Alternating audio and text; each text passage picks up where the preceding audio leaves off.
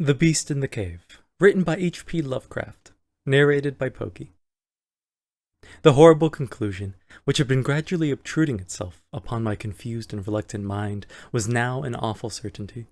I was lost, completely, hopelessly lost, in the vast and labyrinthine recesses of the Mammoth Cave. Turn as I might, in no direction could my straining vision seize on any object capable of serving as a guidepost to set me on the outward path. That never more should I behold the blessed light of day, or scan the pleasant hills and dales of the beautiful world outside, my reason could no longer entertain the slightest unbelief. Hope had departed. Yet, indoctrinated as I was by a life of philosophical study, I derived no small measure of satisfaction from my unimpassioned demeanor. For although I had frequently read of the wild frenzies into which were thrown the victims of similar situations, I experienced none of these, but stood quiet as soon as I clearly realized the loss of my bearings. Nor did the thought that I had probably wandered beyond the utmost limits of an ordinary search cause me to abandon my composure even for a moment. If I must die, I reflected, then was this terrible yet majestic cavern as welcome a sepulture as that which any churchyard might afford, a conception which carried with it more of tranquillity than of despair. Starving would prove my ultimate fate, of this I was certain. Some, I knew, had gone mad under circumstances such as these, but I felt that this end would not be mine. My disaster was the result of no fault save my own, since unbeknown to the guide, I had separated myself from the regular party of sightseers, and, wandering for over an hour in forbidden avenues of the cave, had found myself unable to retrace the devious windings which I had pursued since forsaking my companions. Already my torch had begun to expire. Soon I would be enveloped by the total and almost palpable blackness of the bowels of the earth. As I stood in the waning, unsteady light, I idly wondered over the exact circumstances of my coming end. I remembered the accounts which I had heard of the colony of consumptives who, taking their residence in this gigantic grotto to find health from the apparently salubrious air of the underground world, with its steady uniform temperature, pure air, and peaceful quiet, had found instead death in strange and ghastly form. I had seen the sad remains of their ill-made cottages as I passed them by with the party, and had wondered what unnatural influence a long sojourn in this immense and silent cavern would exert upon one as healthy and as vigorous as I. Now, I grimly told myself, my opportunity for settling this point had arrived, provided that want of food should not bring me too speedy a departure from this life. As the last fitful rays of my torch faded into obscurity, I resolved to leave no stone unturned, no possible means of escape neglected. So, summoning all the powers possessed by my lungs, I set up a series of loud shoutings in the vain hope of attracting the attention of the guide by my clamor. Yet, as I called, I believed in my heart that my cries were to no purpose, and that my voice, magnified and reflected by the numberless ramparts of the black maze about me, fell upon no ears save my own. All at once, however, my attention was fixed with a start, as I fancied that I heard the sound of soft approaching steps on the rocky floor of the cavern. Was my deliverance about to be accomplished so soon? Had, then, all my horrible apprehensions been for naught? And was the guide, having marked my unwarranted absence from the party, following my course and seeking me out in this limestone labyrinth? Whilst these joyful queries arose in my brain, I was on the point of renewing my cries, in order that my discovery might come the sooner, when in an instant my delight was turned to horror as I listened, for my ever-acute ear, now sharpened in even greater degree by the complete silence of the cave, bore to my benumbed understanding the unexpected and dreadful knowledge that these footfalls were not like those of any mortal man. In the unearthly stillness of this subterranean region, the tread of the booted guide would have sounded like a series of sharp and incisive blows. These impacts were soft and steady, as of the padded paws of some feline. Besides, at times, when I listened carefully, I seemed to trace the falls of 4 instead of 2 feet. I was now convinced that I had by my cries aroused and attracted some wild beast, Perhaps a mountain lion which had accidentally strayed within the cave. Perhaps, I considered, the Almighty had chosen for me a swifter and more merciful death than that of hunger. Yet the instinct of self-preservation, never wholly dormant, was stirred in my breast, and though escape from the oncoming peril might but spare me for a sterner and more lingering end, I determined nevertheless to part with my life at as high a price as I could demand. Strange as it may seem, my mind convinced of no intent on the part of the visitor save that of hostility. Accordingly, I became very quiet, in the hope that the unknown beast would, in the absence of a guiding sound, lose its direction as had I, and thus pass me by. But this hope was not destined for realization, for the strange footfalls steadily advanced, the animal evidently having attained my scent, which, in an atmosphere so absolutely free from all distracting influences as is that of the cave, could doubtless be followed at great distance. Seeing, therefore, that I must be armed for defense against an uncanny and unseen attack in the dark, I grouped about me the largest of the fragments of rock which were strewn upon all parts of the floor of the cavern in the vicinity, and, grasping one in each hand for immediate use, awaited with resignation the inevitable result.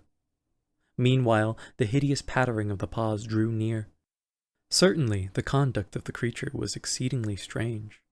Most of the time, the tread seemed to be that of a quadruped, walking with a singular lack of unison betwixt hind and fore feet, yet, at brief and infrequent intervals, I fancied that but 2 feet were engaged in the process of locomotion. I wondered what species of animal was to confront me. It must, I thought, be some unfortunate beast who had paid with its curiosity to investigate one of the entrances of the fearful grotto with a lifelong confinement in its interminable recesses. It doubtless obtained as food the eyeless fish, bats, and rats of the cave, as well as some of the ordinary fish that are wafted in at every freshet of green river, which communicates in some occult manner with the waters of the cave. I occupied my terrible vigil with grotesque conjectures of what alterations cave life might have wrought in the physical structure of the beast, remembering the awful appearances ascribed by local tradition to the consumptives who had died after long residence in the cavern. Then I remembered with a start that, even should I succeed in killing my antagonist, I should never behold its form, as my torch had long since been extinct, and I was entirely unprovided with matches. The tension on my brain now became frightful. My disordered fancy conjured up hideous and fearsome shapes from the sinister darkness that surrounded me, and that actually seemed to press upon my body. Nearer, nearer the dreaded footfalls approached. It seemed that I must give vent to a piercing scream, yet, had I been sufficiently irresolute to attempt such a thing, my voice could scarce have responded. I was petrified, rooted to the spot. I doubted if my right arm would allow me to hurl its missile at the oncoming thing when the crucial moment should arrive. Now the steady pat, pat of the steps was close at hand, now very close. I could hear the labored breathing of the animal, and terror-struck as I was, I realized that it must have come from a considerable distance and was correspondingly fatigued. Suddenly the spell broke. My right hand, guided by my ever-trustworthy sense of hearing, threw with full force the sharp-angled bit of limestone which it contained, toward that point in the darkness from which emanated the breathing and pattering, and, wonderful to relate, it nearly reached its goal, for I heard the thing jump, landing at a distance away where it seemed to pause. Having readjusted my aim, I discharged my second missile, this time most effectively, for with a flood of joy I listened as the creature fell in what sounded like a complete collapse, and evidently remained prone and unmoving. Almost overpowered by the great relief which rushed over me, I reeled back against the wall. The breathing continued in heavy, gasping inhalations and expirations, whence I realized that I had no more than wounded the creature. And now all desire to examine the thing ceased. At last, something allied to groundless, superstitious fear had entered my brain, and I did not approach the body, nor did I continue to cast stones at it in order to complete the extinction of its life. Instead, I ran at full speed in what was, as nearly as I could estimate, in my frenzied condition, the direction from which I had come. Suddenly, I heard a sound, or rather, a regular succession of sounds. In another instant, they had resolved themselves into a series of sharp metallic clicks. This time, there was no doubt. It was the guide.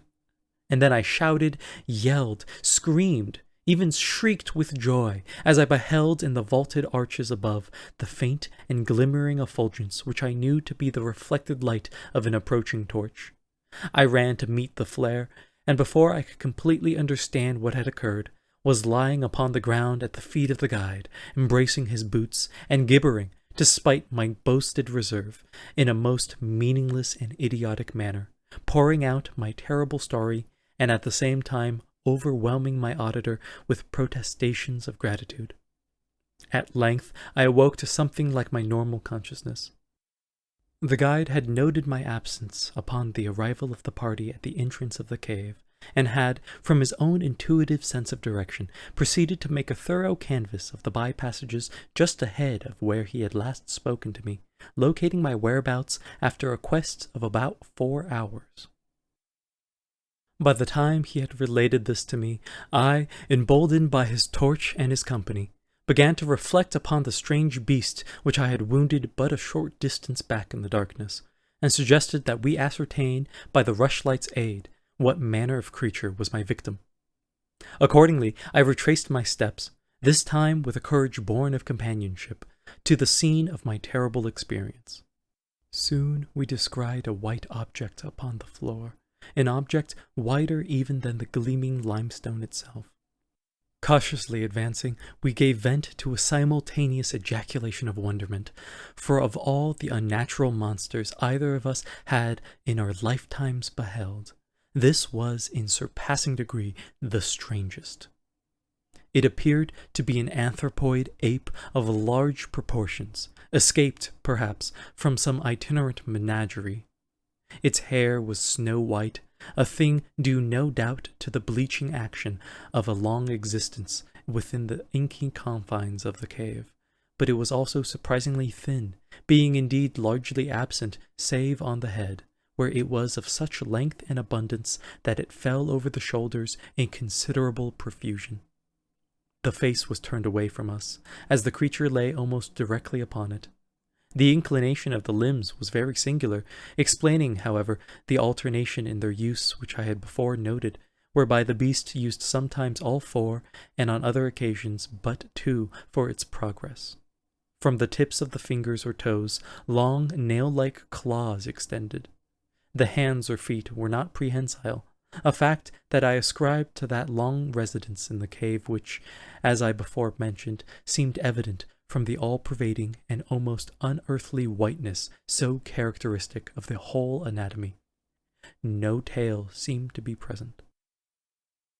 The respiration had now grown very feeble, and the guide had drawn his pistol with the evident intent of dispatching the creature, when a sudden sound emitted by the latter caused the weapon to fall unused. The sound was of a nature difficult to describe. It was not like the normal note of any known species of simian, and I wondered if this unnatural quality were not the result of a long-continued and complete silence, broken by the sensations produced by the advent of the light, a thing which the beast could not have seen since its first entrance into the cave. The sound, which I might feebly attempt to classify as a kind of deep-toned chattering, was faintly continued. All at once, a fleeting spasm of energy seemed to pass through the frame of the beast. The paws went through a convulsive motion, and the limbs contracted. With a jerk, the white body rolled over so that its face was turned in our direction. For a moment, I was struck with horror at the eyes thus revealed that I noted nothing else. They were black, those eyes, deep, jetty black, in hideous contrast to the snow-white hair and flesh. Like those of other cave denizens, they were deeply sunken in their orbits and were entirely destitute of iris. As I looked more closely, I saw that they were set in a face less prognathous than that of the average ape, and infinitely more hairy. The nose was quite distinct. As we gazed upon the uncanny sight presented to our vision, the thick lips opened, and several sounds issued from them, after which the thing relaxed in death. The guide clutched my coat sleeve and trembled so violently that the light shook fitfully, casting weird moving shadows on the walls about us. I made no motion, but stood rigidly still, my horrified eyes fixed upon the floor ahead. Then fear left, and wonder, awe, compassion, and reverence succeeded in its place, for the sounds uttered by the stricken figure that lay stretched out on the limestone had told us the awesome truth. The creature I had killed, the strange beast of the unfathomed cave, was, or had at one time been, a man. The end.